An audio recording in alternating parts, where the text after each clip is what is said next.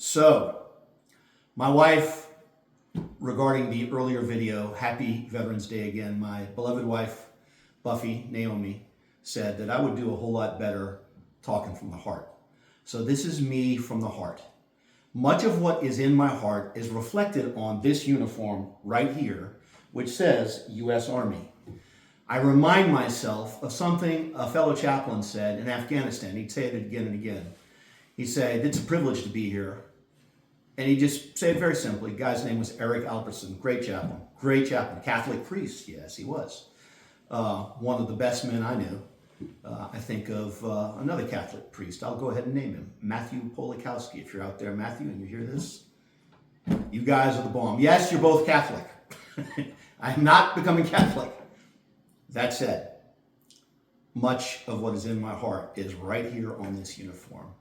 U.S. Army, the United States Army. Also on this uniform is the cross of Jesus Christ. Now, this nation was founded by men like me, like those two I mentioned, who saw it as a privilege, something they got to do, not something they had to do, something they got to do. And they became the United States of America. By one vote, 13 colonies voting unanimously, in unanimity, voting for freedom. We are the United States of America. And when we take an oath, we raise our hand to defend the Constitution of the United States against all enemies, foreign and domestic. And today, we are the Balkanized states. Now, for those of you in Rio Linda who do not know what balkanization is, I'm going to read to you the definition word for word. And it just disappeared off my phone. I'll go ahead and tell you the definition word for word. Balkanization is very simply the process of division of a sovereign into smaller factions or states along religious, cultural, moral, or sometimes ethnic lines. We are not, as envisioned by the founding fathers, a nation of red states and blue states. We are not. That was not the vision of the United States of America. We are not the left coast that is always blue, and New York that's radical blue, and the center of the country that's red. That is division. That is a precursor to war, which is something that we don't want, something we never wanted, and the bloodiest war in American history is, in fact, the Civil War. Now, we are, as I see it, in a non-shooting war of ideas, and I pray to God it always remains non-shooting, like the Cold War, which was one without a shot being fired. I believe that we can win this one, should win this one, and will win this one without a shot being fired. But we have to stand up like men. Like men. We have to stand strong like men. And men of America, if you hear me, hear my heart. God gave us the United States of America, all 50 states. Not 40, not 48, not 49, 50. The United States of America. We took an oath to defend the founding principles which can and will unite us across every cultural line. But they are built in the founding premises of this nation. One nation under God. Not one nation under many gods. Not one nation under Buddha, Muhammad, Allah, the Bhagwan, Sri Rajneesh, Satan. One nation under God. That's the God of the Bible that this nation was founded on. A nation divided against itself, a kingdom divided against itself, cannot and will not stand. We are not the Balkanized states. We are the United States. Service to the United States is a privilege. It's been my greatest privilege and my greatest honor in my life. And I actually feel more like me when I put this uniform on. Go figure. Those of you who have worn it for a while can probably attest to the same.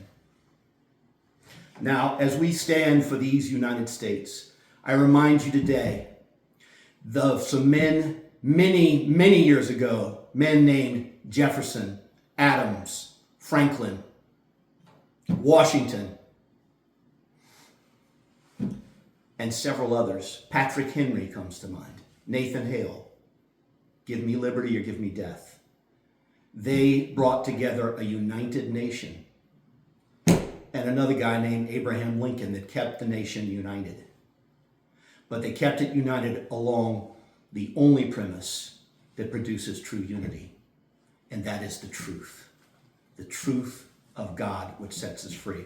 Our nation is a nation of justice and a nation that is built on truth.